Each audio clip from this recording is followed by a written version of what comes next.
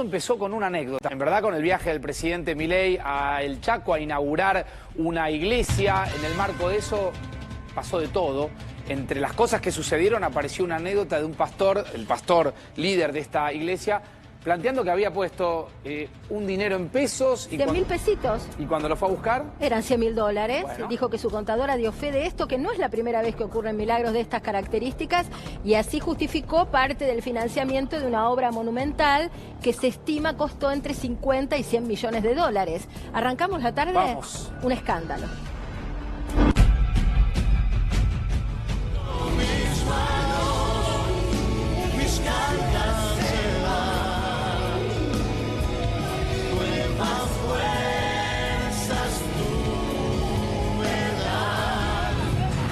Este lugar se quedó pequeño. Quiero que edifiques para mí un templo para 12,000 personas. Y el Espíritu de Dios dice: será edificado sin deuda. No deberás un centavo. Y la gente en Buenos Aires, la gente en Rosario dirá: ¿cómo es que en el Chaco pagan templos en efectivo? 1, 2 y 3. Se abre, se abre, se abre, se abre, se abre. Quiero agradecer al pastor Jorge Ledesma por la invitación y felicitarlo por este hermoso auditorio, el más grande que se haya dedicado a la fe en todo el país.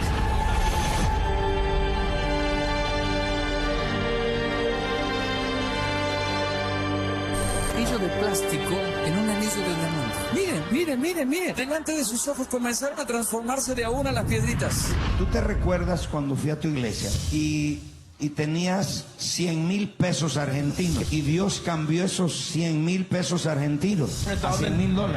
El papelito decía que nosotros habíamos comprado, que teníamos ahí guardados 100,000 pesos y que yo había sacado 6,000 de ahí para comprar dólares. Saqué la caja y miro adentro. Y digo, no, esta no es mía. Y me dice la empleada del banco: sí, es la suya. Reviso de nuevo y conté y había $96,000.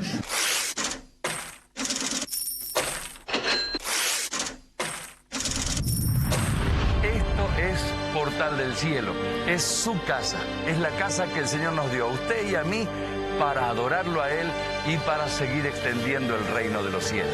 Tenemos que agradecer al cielo, pero aquí en la tierra, nada de lo que hiciste quedó sin que Dios lo vea. Señor, otro paso más de victoria, y luego otra, y luego otra, y luego serán ciudades, y a algunos Dios les va a poner a mirar naciones. ¡Ya!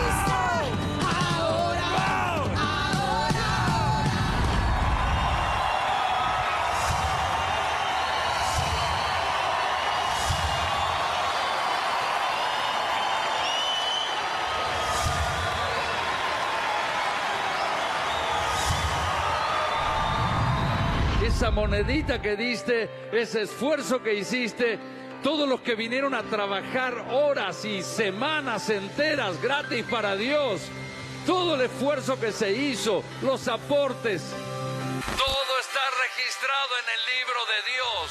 Y bendecimos a Argentina y declaramos en el nombre de Jesús que la mano de Dios viene sobre esta nación. Levanta tus manos.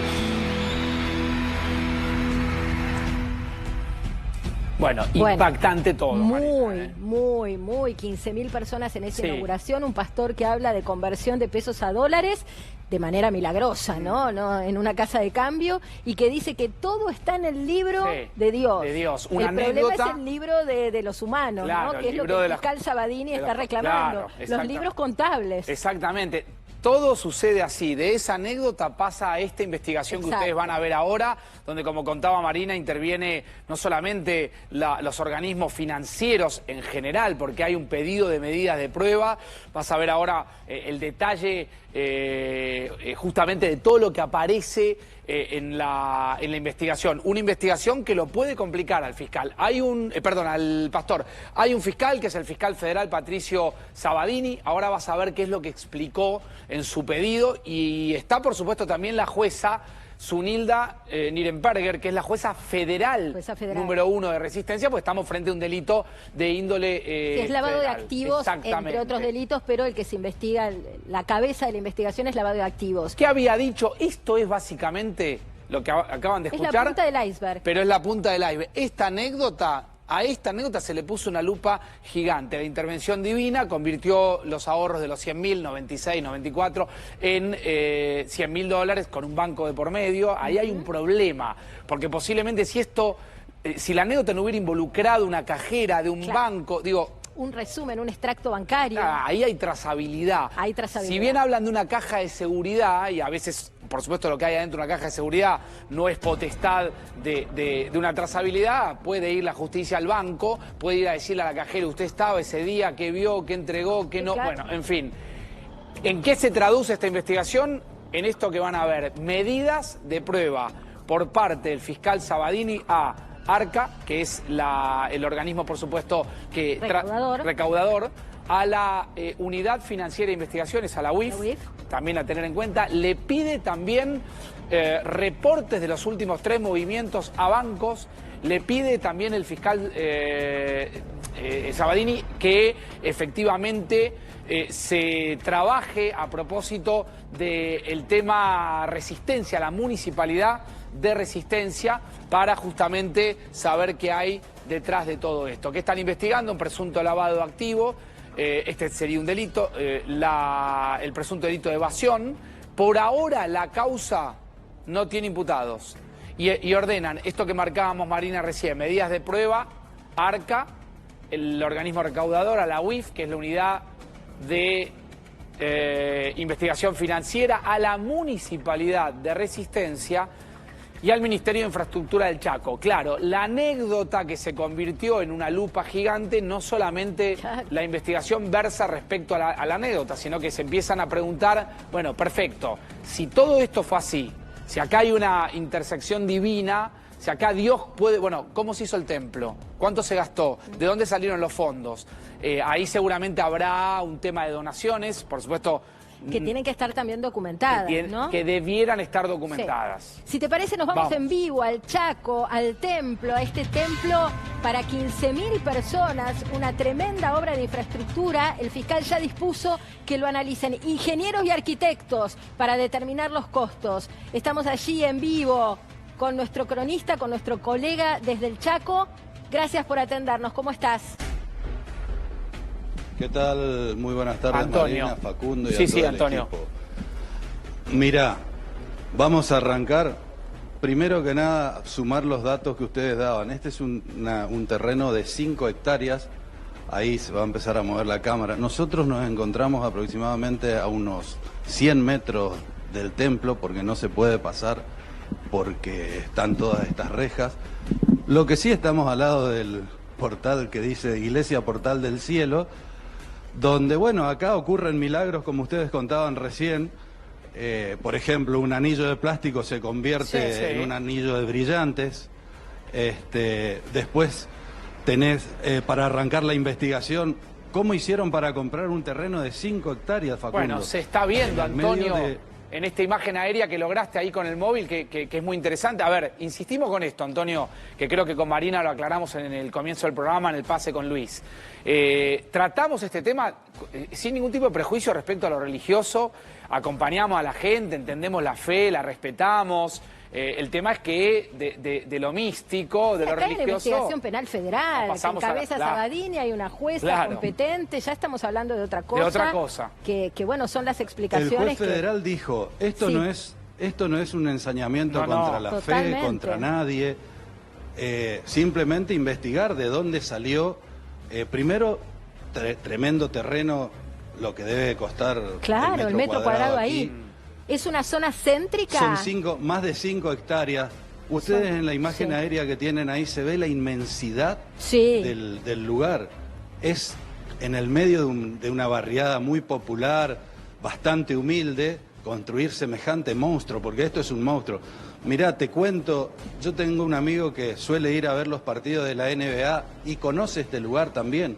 Me dijo, es al nivel de Claro. la NBA, el estadio. Totalmente. Que construyó Antonio, el Pastor. danos un segundito porque tenemos una información de último momento y una comunicación con Guillermo Francos, con el jefe de Gabinete de Ministros. Ustedes saben que está caliente la sesión en el Senado. Hay un intento del kirchnerismo encabezado por Mayans para iniciar la sesión sin la convocatoria de la vicepresidente Villarruel y la discusión de si esto se puede hacer, es decir, que el Senado se autoconvoque con una mayoría simple o si se requieren los 2/3. Claro. Para eso estamos consultando a Guillermo Francos. ¿Cómo le va? Gracias por atendernos, ministro. Hola, ¿qué tal, María? ¿Cómo está? Bien. Bien, bueno, este es un poco el panorama en el Senado. No sé cuál es el cuadro de situación que le han planteado, Francos. Bueno, yo creo que la irregularidad de la sesión es clara, ¿no? O sea, es una especie de sesión autoconvocada por el kirchnerismo para tratar todas leyes que afectan el eje central de la política del gobierno, que es el equilibrio fiscal. Yo creo que esto viene a ser como una especie de golpe institucional del Senado de la Nación, Fuerte, organizado por el kirchnerismo, ¿no? Es el kirchnerismo el que está planteando llevar adelante una sesión que no fue convocada por la presidenta del Senado. Ahora, como ministro, es habitualmente. Ministro, ¿cómo le va? Buenas tardes. Facundo Pastor lo saluda. Es fuerte Hola, lo que usted Facundo. acaba de decir, es una declaración muy contundente. ¿Qué rol cree que van a tener los gobernadores? Yo no estoy cuestionando a los gobernadores tienen una posición y plantean unas leyes que tienen que ser tratadas, obviamente, que la han planteado por la vía de senadores en el Congreso, que eso no lo puedo discutir, están en su derecho de plantearlo. Lo que sí planteo es que no puede tratarse estos temas en una sesión que fue autoconvocada y fuera de lo que establece el reglamento de la Cámara. ¿Nos puede Con lo clarificar cual- el tema del reglamento, Francos? Porque es la clave de esta sesión. Si la sesión es legítima o ilegítima en función de que estuvimos chequeando y desde el kirchnerismo dicen alcanza una mayoría simple para autoconvocar a la Cámara y por otro lado los que conocen el reglamento dicen que se necesita una mayoría calificada de 2/3. Claramente. Esto no es opinable, claramente. Francos. Se necesita una mayoría de 2/3 para realizar la sesión de hoy, como también se necesita una mayoría de 2/3 para cualquier tema que se trate en la sesión de hoy. Nosotros cuestionamos no solamente que se realice una sesión en estos términos, porque además es sentar un precedente absolutamente ilegítimo. Además, si se pretende hacer una interpretación del reglamento, esto tampoco se puede hacer porque de ninguna forma sería una interpretación, sino sería una modificación del reglamento de la Cámara en una sesión, para lo cual también se necesitarían 2/3, como también se necesitarían 2/3 para estos dictámenes que se han hecho, que son totalmente inválidos, en una comisión de presupuesto también autoconvocada, con lo cual, digamos, a nosotros desde el Poder Ejecutivo consideramos que eso es todo ilegítimo con la única intención de Ahora, perjudicar al Gobierno Nacional. ¿Qué rol está cumpliendo la vicepresidenta en esto? Bueno, la vicepresidenta preside el Senado, pero no es parte del Senado. Ella está cumpliendo su Pero rol ella no institucional. convocó. Ni convocó. Y ahí está el tema. Además de no haberla convocado, hay un dictamen del secretario parlamentario de la Cámara en el que dice con toda claridad que los dictámenes que se van a poner a consideración son ilegales, son ilegítimos. Entonces me parece que está todo mal. Ahí Yo creo el que eso kirchnerismo no- está diciendo, o salen advirtiendo con un tono de mucha vehemencia, o salen todos los proyectos juntos o vuelven todos a comisión. Bueno, eso será yo no sé lo que dice el kirchnerismo. Lo que sí digo es que tratar hoy en estos términos, en una sesión autoconvocada, es absolutamente ilegítimo y absolutamente contrario a la tradición parlamentaria. En ese sentido le preguntaba a Francos por los antecedentes de un Senado que se autoconvoca con una mayoría simple. ¿Hay algún antecedente en la historia institucional reciente? Yo no lo recuerdo, pero usted lo debe tener más claro que yo. Sí, hay antecedentes, incluso hay un antecedente del año 23, yo no recuerdo exactamente la circunstancia, pero que se rechazó una sesión autoconvocada. O sea, claro, no se convalidó. No se convalidó, por supuesto. Porque acá, ministro, el riesgo es que hay muchos proyectos que tienen media sanción, entonces obligaría al gobierno a vetarlos. A vetarlos. Bueno, obviamente el gobierno, como lo explicó, como lo dijo con toda claridad el presidente, todos los proyectos o las medias sanciones o las sanciones de leyes, mejor dicho, que impliquen una afectación al equilibrio fiscal, ¿no? De manera que esto el Poder Ejecutivo lo va a vetar. E incluso en las circunstancias que se aprueben leyes contrariamente a las normas previstas por el Parlamento, también va a judicializarlas, ¿no? Ahora, ministro, usted es uno de los integrantes de este gobierno que mayor cultiva el diálogo político. Usted está hablando con los gobernadores para que cada gobernador hable con sus representantes, porque, se hace inevitable preguntar cómo sigue esto. Claro, 13:32, esto es en vivo ahora, prácticamente. es en vivo. Bueno, la responsabilidad es de quienes lo ejecuten, ¿no? Si el Senado resuelve esto de una manera antirreglamentaria, es responsabilidad de quienes lo hacen. El Poder Ejecutivo tiene su propia responsabilidad, que es el de vetar o judicializar las leyes que se aprueban de manera irregular. Lo que pasa es que para ustedes sería muy incómodo tener que vetar, por ejemplo, una ley que involucre jubilados, que involucre las familias con discapacidad. Recién conversábamos con algunos de ellos allí en la puerta del Congreso. Ahí es donde usted ve la maniobra de un golpe institucional.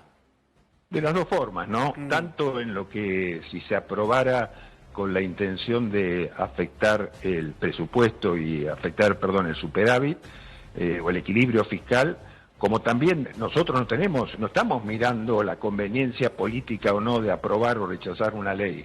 Nosotros lo que decimos con toda claridad, si tenemos que hacerlo, lo hacemos sin ningún miramiento en eso. No nos estamos fijando en el resultado político cuál es. Pero parece que el kirchnerismo sí lo está haciendo de esa manera, ¿no? Entonces el kirchnerismo pareciera que nos quiere poner en esa posición, que lo haga. Claro. Nosotros vamos a cumplir con la obligación que tenemos y con nuestro compromiso que hemos planteado desde el inicio del gobierno. Claro, ministro, ¿usted identifica al kirchnerismo como la única fuerza? Digo, porque yo empiezo a leer, como esto está pasando ahora, hay voces del radicalismo, el propio Martín Lustó está diciendo que no se puede negar el tratamiento de temas con media sanción, bueno, en fin, solamente, bueno, está bien, pero ¿solamente ven este espacio político o ven otros también espacios políticos plegados al kirchnerismo? No, no lo sé, eso lo veremos después del tratamiento de las leyes en el Senado, ¿no? Si el Senado convalida una sesión irregular y lo hace con la mayoría que requiere la ley, que para nosotros no existe, bueno, habrá que ver quiénes son los que apoyan ese sistema, ¿no? Ahora, Franco, usted debe tener un reporte minuto a minuto de lo que pasa dentro del recinto. Nosotros, por supuesto, tenemos cronistas apostados, pero a usted le debe llegar antes que a nosotros la información. En este momento, ¿cuál es la situación? ¿Está constituida la sesión? ¿Quién la preside? Las 14 horas es el horario, ¿no? Claro, todavía no, falta media hora. Es a las 14:30 creo que es la sesión, ¿no? Ok. Entonces el compás de espera se abre hasta ese momento, a ver si se inicia esta sesión que está de algún modo fogoneada por Mayans y si se hace con una mayoría simple de manera irregular, vamos a decir. Claro, si se hace de una manera viciada, como nosotros entendemos que va a ser, ya desde el inicio, ¿no? Porque es una sesión que se autoconvoca, porque el presidente del Senado no ha convocado con un temario, ¿no? Claro, ¿qué pasaría, por ejemplo, con los gobernadores del PRO, de la Unión Cívica Radical, los que podemos llamar o identificar, Guillermo, como gobernadores dialoguistas con el gobierno? ¿Ustedes están, insisto con esto, trabajando ahí en ese sentido? Sí, todos saben concretamente cuál es la posición del gobierno, hemos conversado más de una vez. Durante este periodo veremos. Yo la verdad que no puedo anticiparle cuál va a ser la posición de los distintos sectores políticos. Yo tengo claro cuál va a ser la posición del kirchnerismo, ¿no? Que va a ser avanzar, aunque la sesión sea ilegítima o ilegal. ¿no? Franco, muchas gracias por atendernos y por clarificarnos este panorama tan complejo. Vamos a seguir el minuto a minuto de la información. Gracias, ministro. Muy bien, muchas gracias. Bueno, afuera la gente, estamos en vivo en el Congreso, son 13:36, entre las 14 y las 14:30 debiera estar convocado. Ahí hay un título fuerte por parte del jefe de gabinete, del jefe de los ministros, Guillermo Franco, planteando que esto de cursarse, de avanzar, es cierto que hay proyectos con media sanción, se estaría frente a un golpe institucional perpetrado por el kirchnerismo. Esto me parece que va a ser una tarde-noche larga, Marina, ¿eh? Va a ser una tarde caliente, estamos ahí en vivo, por supuesto, desde el Congreso de la Nación, del impactante templo Portal del Cielo. Está Antonio, nuestro cronista, apostado allí, recién dialogábamos con él, y también hay mucho material para desandar, ¿no? Y hay una investigación judicial, una anécdota que se cuenta en el marco de la visita del presidente presidente Milei al Chaco termina en una investigación judicial con competencia federal, lavado de activos, enriquecimiento. Bueno, y ahí empieza un camino. Estamos en vivo allí. Antonio, te escuchamos. Sí, Facundo. Como hablábamos recién, el juez Sabadini dijo, no tengo nada en contra de las congregaciones religiosas, claro, menos con los evangelios, y fue muy clarito en sus declaraciones que dio. Sabadini dijo, Dios juzgará los hechos y nosotros los derechos. Claro. Dijo que iba a investigar a un prestigioso estudio de arquitectura de la ciudad de Buenos Aires, y después a todos los funcionarios, de dónde vino la plata, de dónde vinieron los materiales para construir esta mega obra, y a los funcionarios municipales. Claro. Te cuento algo, Facundo. Acá, sí, espérame, Antonio, templo... espérame, no nos vamos del vivo. El móvil de Antonio ha logrado, Marina, una imagen espectacular que es aérea. Sí. Estamos también en el ingreso, es un lugar realmente impactante. Aquí atrás, datos de la investigación, por ahora sin imputados. Arca y UIF se le solicitó medidas de prueba y se está tratando de saber con la Municipalidad de Resistencia y con el propio Ministerio de Infraestructura Provincial qué hay de esto que están viendo. Es decir, esto que están viendo acá se relaciona con esto que están viendo ahí, que es esa imagen aérea. Y en las últimas horas, el pastor conversó con nuestro colega aquí de A24, Eduardo Feynman. Exacto. Acá es donde cuenta el detalle de cómo los pesos se convirtieron en dólares. A ver. Y teníamos los ahorros en una caja de seguridad del banco. Entonces, habíamos puesto 100.000 pesos y sacamos 5.000 para una compra de dólares. Me dijo la contadora, quedan 95.000 pesos. Cuando fui, abrí la caja, miré y dije, me equivoqué de caja. Y miré de nuevo todos los números, miré todo y sí era. Y conté y eran 95 billetes de $100. Así que le saqué una foto con el celular, cerré y me vine y le dije a la contadora, revise de vuelta qué pasó, qué tengo que tener ahí en el banco. Y me dice, son 9.500 pesos. Y había 9.500 dólares. Bueno, vas cambiando las cifras, viste que acá dice 9.500, están las comas un poco corridas, sí. Pero en este contexto, por supuesto, funciona una iglesia donde supuestamente, presuntamente, así como este milagro de la conversión de pesos en dólares, sucedieron otros milagros. ¿Querés ver el milagro del dedo amputado? Y bueno, lo vemos. A ver. De una moto que me casó la cadena. ¿Lo estabas reparando o qué estabas? Sí, estaba engrasando justamente la cadena, pero lo tenía en marcha y ahí me casó el dedo. Y voló un pedazo de dedo. Sí. 2 falanges por lo menos, medio dedo. Sí, exactamente. Ah, él me contó que se cortó en la segunda falange y como quedó astillado porque la cadena no fue prolija, le cortaron más todavía para dejarle prolijito el muñón. Y cuando voy a la iglesia... bueno, el pastor le cuento la situación y él me dice, voy a orar por vos. Y bueno, en ese momento creí y sentí el poder de Dios, que el dedo se me crea, declaro un milagro creativo, dijo él, y yo creí en esa palabra, y ahí cuando creí sentí el poder de Dios. Móstrame ahora. ¿Cuál es el dedo sano? Escúchame, se le creó las 2 falanges, se le puso hueso, le salió uña. Bueno. Lo que más sorprende es que se ríe el pastor mientras describe lo que sería un milagro de la fe, sí, ¿no? Es extraño cómo él mismo lo encara. Un concepto que nunca había escuchado, que es la idea del milagro creativo. Sí. Pareciera que el milagro siempre crea, ¿no? Es decir, sí. Pero siempre en este caso, creación, claro. Siempre es creación. Pero en este caso se utiliza, el pastor le plasma esa idea del milagro creativo al creyente y finalmente puede mostrar eso que acaban de ver ustedes, que no es lo único, ¿eh? No es lo único, en este caso una cuestión más mundana, si se quiere, más frívola. Un anillo de plástico, de repente se convierte en un anillo de oro y le salen diamantes. A ver. Anillo de plástico en un anillo de diamante. Miren, miren, miren, miren. Delante de sus ojos comenzaron a transformarse de a una las piedritas. Bueno, otra vez la idea del milagro creativo, en este caso con algo material, que uno podría interpretarlo de una manera distinta posiblemente a las cuestiones de salud, ¿no? Es decir, están las dos cosas, está lo material, están las cuestiones de salud. Fíjate que tenemos más sobre las cuestiones de salud. Una mujer que supuestamente, y dice que está médicamente acreditado, nació sin clavícula y de repente el milagro. Sofía, 18 años, nació sin clavícula. Movía sus hombros adelante y se juntaban los hombros porque no había nada en medio que lo detenga. Me dijiste, imagina que está ahí. Y le dije, hija, veo como una percha que está bajando y se apoya ahí. Y empecé a tocar. Y primero sentí dos cositas blandas. Después vi como el huesito de este lado se extendía para adentro. Y lo llamé al doctor. Y dice, siento como cartílago. Y subimos acá y la volvimos a tocar y ahora hay más hueso todavía. Se está formando.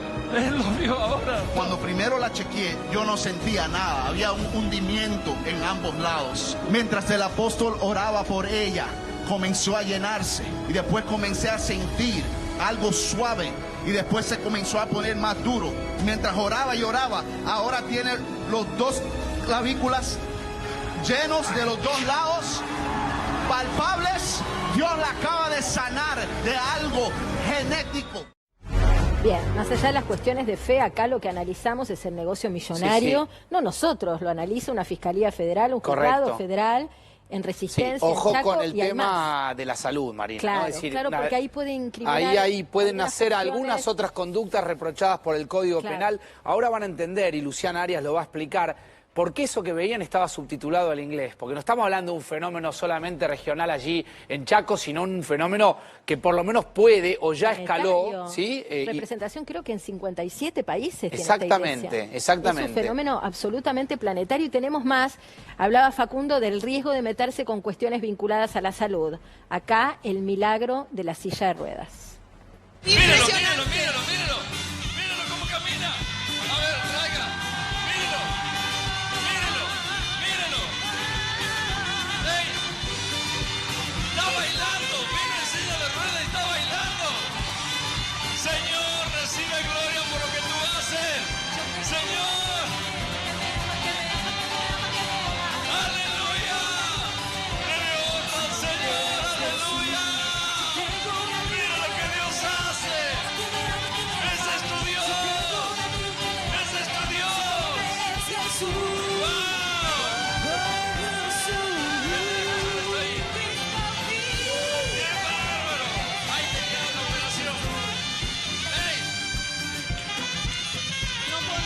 Así que te trajeron en esto. Domingo yo vine, pastor. Yo te vi, estabas ahí en el costado. Pastor, Cachito, no hace muchos años, él se fue de sanatorio imposibilitado. Yo tuve mala muerte que la vida. Pero Dios quiso que esté acá. ¿Qué sentiste ahí? Lo primero no...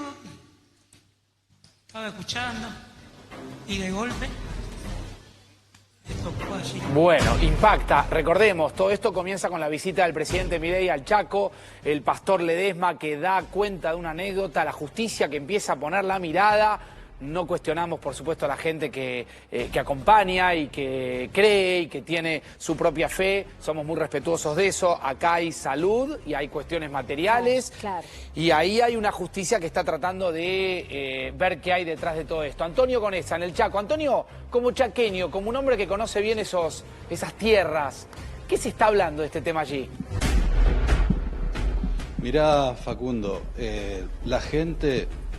los seguidores de este pastor le creen, pero la mayoría de la gente, de los comprovisianos nuestros, no cree nada de esto. Es más, hay millones de memes referidos al caso, claro. Pero no, la gente... Está bien, pero hay una realidad, Antonio, que digo, mientras vos hablás, mostrás unos terrenos, son impactantes, con una obra, es decir... La capacidad del templo, 15.000 personas. Y la proyección internacional que ahora Luciana va a explicar. Marina, 18.000. Ah, 18.000, mirá, la crónica 18.000 personas cómodamente Nacional habla sentadas. De 15.000, pero 18.000, todavía más impactante. 18.000 personas. Más que el Movistar Arena. Sí, Sí, claro. No, más que el Movistar Arena. No entra Luciana, ¿cuál es Espérame, Antonio, la proyección Es internacional... uno de los estadios de más esto. grandes que hay en la provincia y en el norte argentino. Claro. Ni la cancha de Chaco Forever tiene tanta capacidad. Solo el Madre de Ciudades. Claro. ¿Cuál es la proyección internacional de esta historia? Bueno, vamos a recordar a aquel sábado, hace tan solo 10 días, cuando se inauguró este lugar, el Portal del Cielo. ¿Quién estuvo allí? Además del presidente Javier Milei, por supuesto, un pastor que es de origen hondureño, y ahí vamos a recuperar algunos de sus datos, que es Guillermo Maldonado. Hemos hablado de él con ustedes, chicos, días atrás. ¿Y quién es este hombre? Bueno, decíamos, es de nacionalidad hondureña, ahora también tiene desde hace años nacionalidad norteamericana, vive en Miami y allí tiene una de las iglesias más importantes, con más proyección, como bien ustedes decían, internacional. La influencia de llegar a Trump, ¿no? La posibilidad de llegar a Trump, la posibilidad de estar con Trump. Fíjate, esta imagen muestra cómo estaba orando. Orando por Trump y por su administración. Exacto. Esto ya se remonta al mes de enero de 2020, cuando en Miami recibió a Donald Trump y justamente estaba orando, implorando para tratar, digamos, de llegar a la feligresía de hispanos, justamente allí en Miami, no solamente, sino en todo Estados Unidos. Es una de las iglesias que más proyección y más ha crecido.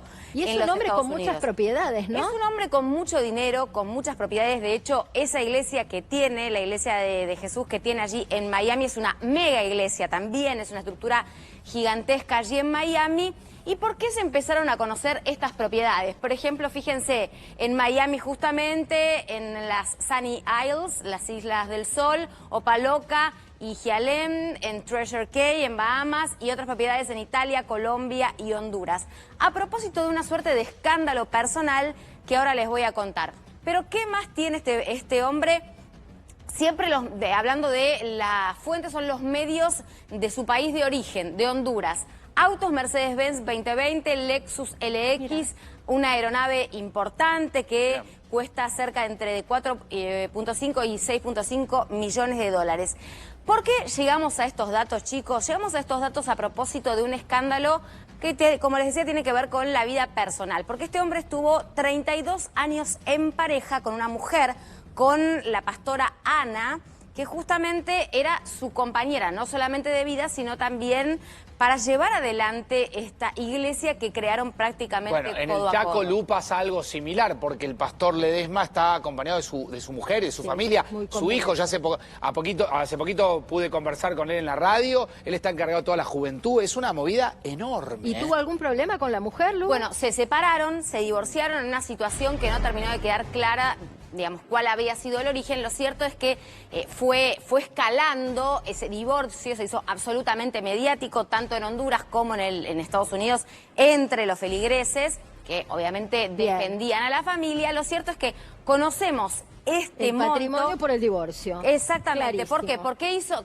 ¿Qué hizo él? Dicen los diarios de allí, su dinero o parte de sus bienes que recién recién enumerábamos, fue dándoselos a sus hijos, particularmente a su hijo mayor. Tiene 2 hijos con la pastora.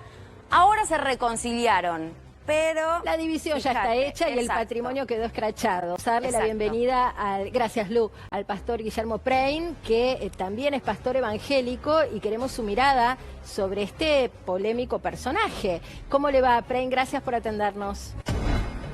Buenas a todos ustedes. Bueno, no suelo opinar sobre personas. Esto es una cuestión muy clara de parte mía.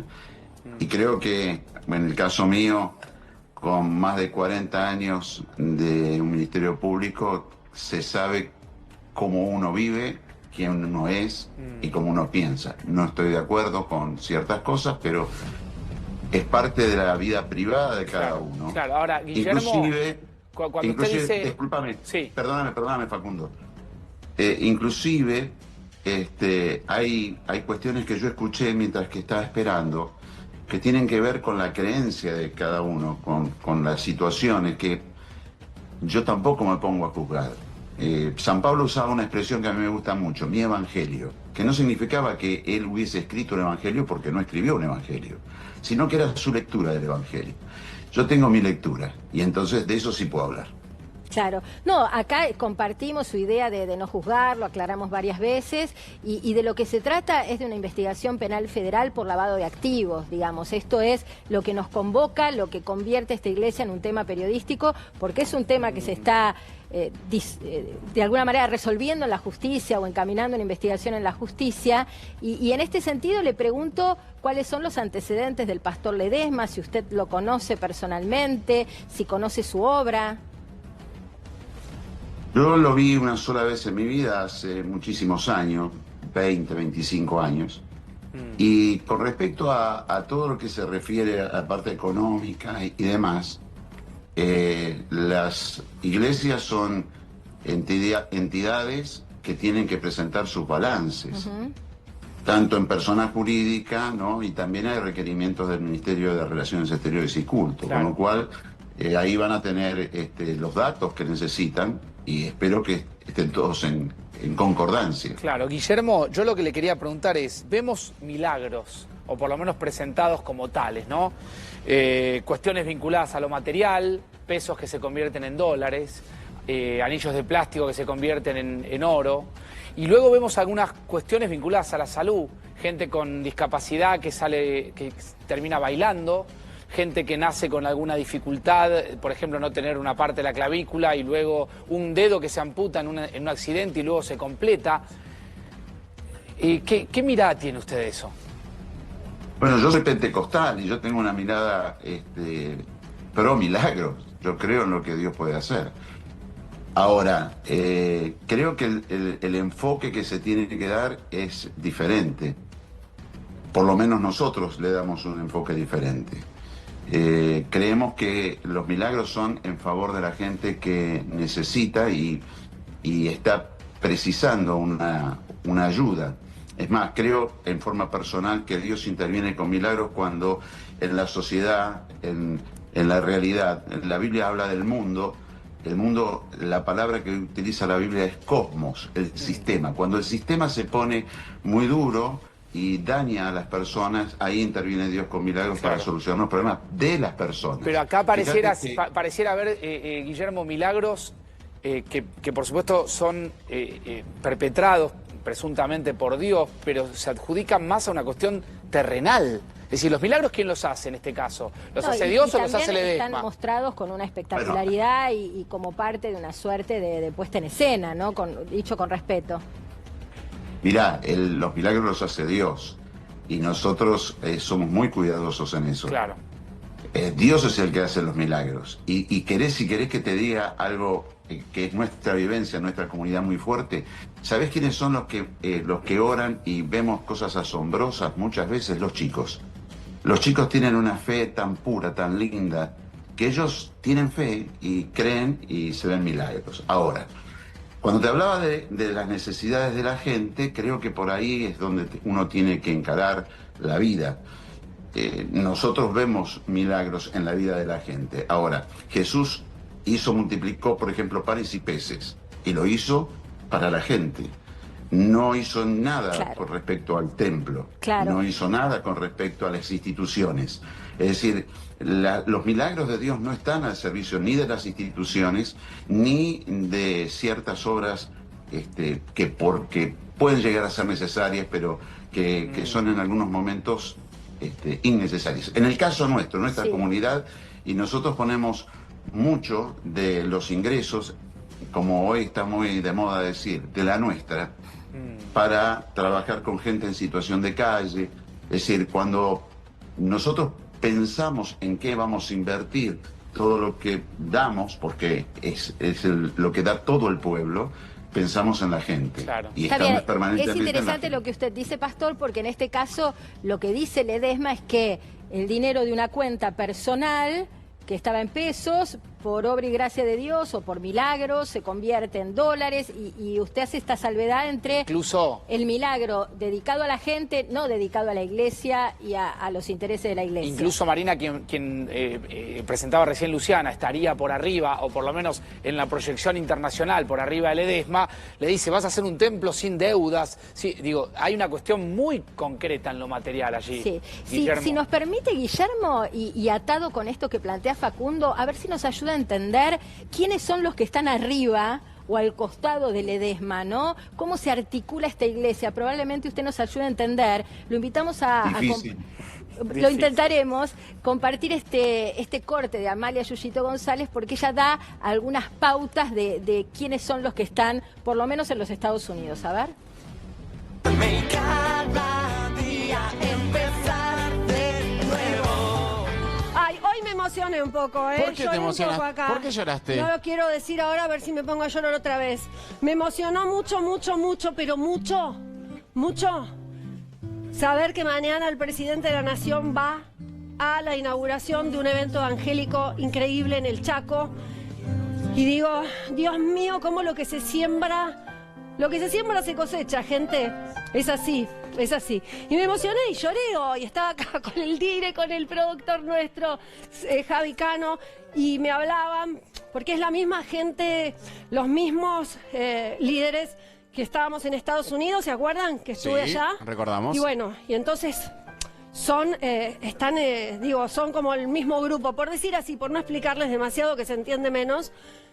En el Chaco inauguran un auditorio de la Iglesia Cristiana Evangélica multitudinario en el Chaco, y tiene mucho que ver estos líderes que yo estuve en Estados Unidos, y acá hay una iglesia que es histórica en el Chaco, del pastor Ledesma. No, pero lo que me emocionó, verdaderamente, lloré, se me salían las lágrimas de la emoción de agradecer a Dios verdaderamente, porque lo que se siembra, gente, se cosecha. Hay que tener mucho cuidado con lo que se siembra. Se siembra bueno, cosechas bueno. Para mí es una emoción enorme que mañana nuestro presidente esté presente en ese evento, realmente. Bueno, Pastor Prein, recurrimos a usted porque recién decía Amalia, esta es la misma gente con la que yo estuve haciendo un congreso. Ella estuvo en la llamada Escuela Sobrenatural en Miami, en la Florida, y nosotros no entendemos muy bien la genealogía de todo esto, ¿no? Cómo se articulan las iglesias entre sí. Bueno, la iglesia evangélica es muy amplia. No vas a tener un esquema episcopal como la iglesia católica, entonces es más difícil entenderla. Creo que no conozco a quienes están y tenemos visiones que son diferentes. Nosotros no hablamos de lo sobrenatural, sino que hablamos de lo terrenal. Claro. ¿No? Lo más importante del Evangelio no es que Jesús haya sido el Hijo de Dios, sino que se hizo carne, como dice Juan. Entonces anduvo entre nosotros, estuvo entre nosotros, nos conoce muy bien y puede intervenir en nuestras vidas porque pasó por lo que nosotros pasamos. Entonces creo que son dos visiones diferentes, y en esto sí quiero meterme un poquito, porque era lo que había hablado con la producción. Amalia dijo algo, yo no había visto lo que ella dijo, pero dijo algo interesante, ¿no? Se siembra, lo que se siembra se cosecha. Sí. Muy bien. Yo sinceramente creo que tiene que haber una clara separación de iglesia y de Estado. Estamos totalmente de acuerdo. Soy uno de los que participan no solamente desde el punto de vista del pensamiento, sino que soy miembro de la PDH y soy parte de la Secretaría de Promoción del Estado Laico. Así que estamos de acuerdo, Pastor, totalmente. Yo firmo al pie de eso. Desde ahí luchamos muy fuerte, y en el caso específico de lo que sucedió en el Chaco, yo no estoy de acuerdo con que el púlpito cristiano se utilice para lo que se utilizó. Está claro. Estamos de acuerdo. Sabe que es así. Y lo invitamos para cuando quiera venir al piso para hablar largamente de este tema, que es súper importante, y además gracias por la predisposición, ¿no? Gracias, Guillermo, por el contacto. Muchas gracias, que Dios los bendiga mucho. Un gran cariño, gracias, Pastor. Bueno, está con nosotros el doctor José Vera, ustedes saben, uno de los denunciantes, abogado que gestiona las denuncias contra Pallarola, pero recién nos decía, José, que usted conoce mucho al pastor Ledesma. Sí, lo conozco de hace muchos años, a él, a su esposa, a sus hijos. Lo tengo como un gran pastor. Mi hermana es esposa de un pastor. Mi madre me educó y bueno, soy obviamente evangélico pentecostal, como el pastor Guillermo Prein. Tengo un gran respeto por él y por su obra. A veces quizás las formas no las tenemos por qué compartir, en absoluto, pero sí estoy seguro de que él debe estar analizando lo que ha hecho, porque ha hablado, he mantenido varias veces charlas con él. Tiene José, una investigación penal federal. ¿Cómo andás tanto tiempo? Claro, ahora como decíamos con Marina, tiene un lío jurídico, ¿no? Judicial, mejor dicho. Seguramente él tiene una formación profesional, fue director de un canal de televisión, digamos, tiene un pasado que puede acudir a herramientas muy importantes para explicar la situación patrimonial de su organización eclesiástica. Yo no sé si él recién estaba escribiéndole a una autoridad, la iglesia pentecostal más importante y la más ordenada, sin desmerecer a ninguna, es la Unión de las Asambleas de Dios. Yo no sé si él pertenece a esa organización. Claro, si es así, tiene un control que era muy importante, tu pregunta. ¿Quiénes están alrededor? Claro. Tiene que tener un presbítero, que para que la gente, el católico lo entienda, es como un obispo. Sí. Hay un presbítero de la ciudad de Buenos Aires. Prem, José decía, todo eso tiene que estar obviamente inscripto en la Secretaría de Culto. Sí, por supuesto, y conociéndolo a Ledesma, sé que tiene todo absolutamente de manera regular. Financie una mega obra de entre 50 y 100 millones de dólares y seguramente, y ojalá pueda probar que lo hizo con aportes de feligresía, aportantes privados, lo que fuere, pero lo cierto es que hoy se lo investiga por lavado de activos y que esa frase que dijo fue una suerte de llamador para la justicia. La anécdota disparó la investigación de una cosa federal. Esto es así, fue la anécdota la que disparó la investigación, más allá de la obra monumental y la visita del presidente que le puso el ojo. Seguramente está revisando él su forma de proceder, la trascendencia a veces para la que uno hoy en un instante se puede viralizar algo y uno tiene un protagonismo que ni se imaginó cuando dijo lo que dijo. Por ahí pasa algo de eso. Pero lo que sí yo puedo señalar y me gustaría remarcar es que él debe tener todo de manera ordenada y tiene que haber regularizado todo frente a los organismos fiscales, frente a la Inspección General de Justicia, que controla, y de alguna medida también frente a la organización a la que él pertenece, pues un pastor ordenado. Claro, llama la atención acá, bueno, que haya un fiscal que dice, yo no le creo. Sí, y está el debate, Marina, ahí el pastor Prein abre un debate histórico muy interesante. Digo, para que no entrar en cuestiones muy profundas, cuando la política mete un poco la cola... Ilumina todo. Complica todo, ilumina todo. Pero no para bien. A veces para bien, a veces para mal, generalmente para mal, porque cuando uno empieza a investigar un poco algunos detalles, el vínculo de esta feligresía con la política es un vínculo, por lo menos con los referentes, es un vínculo extenso, provincial, nacional, bueno, en fin. Claro, y con otras gestiones también. Tenemos algo más del material para compartir, porque recién sumábamos las cuestiones más mundanas, que es mostrar los libros contables, dar explicaciones, pero nos quedó el material de la imposición de manos, si no me equivoco, en el Chaco, y lo podemos compartir porque también me interesa la mirada de Vera como abogado, ¿no? Entiendo que pasaba a segunditos de que el presidente se subiera al... en el mismo contexto, en el mismo congreso. Lo compartimos. A ver, bueno, lo estamos buscando. Pero acá... La imposición de manos, no sé si ese es el video. No. La imposición de manos forma parte de la liturgia del credo evangélico pentecostal. Es esto... José, claro. No sé si tiene audio. Sí. Se le llama comúnmente imposición de manos. Es algo propio de la Iglesia Evangélica Pentecostal, básicamente, sin perjuicio de que aún hasta en la Iglesia Católica también se usa. Y en el movimiento carismático, ¿no? Exactamente. Pero es algo quizá un poco más acotado. Suave desde la imagen, más acotado. Es más acotado. ¿Por qué las personas se desvanecen o caen? Porque sienten una presencia especial del Espíritu Santo y la persona cae. Que en este caso solo el pastor la puede transmitir. No, las personas, nadie tiene una representación única de Dios o del Espíritu Santo, no es así.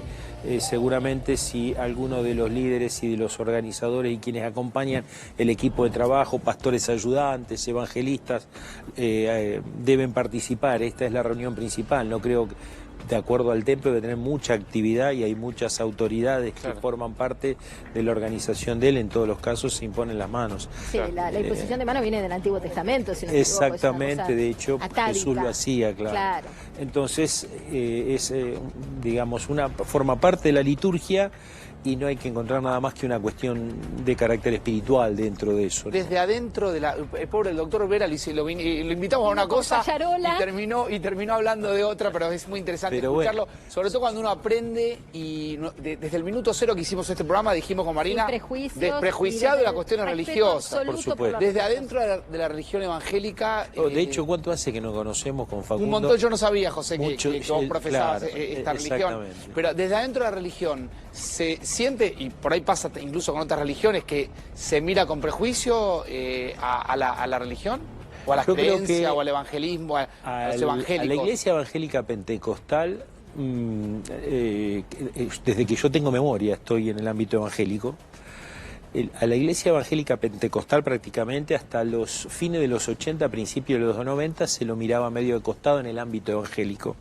Después eso, gracias a Dios, se rompió y hoy hay como una visión única, más allá de los distintos matices, ¿no?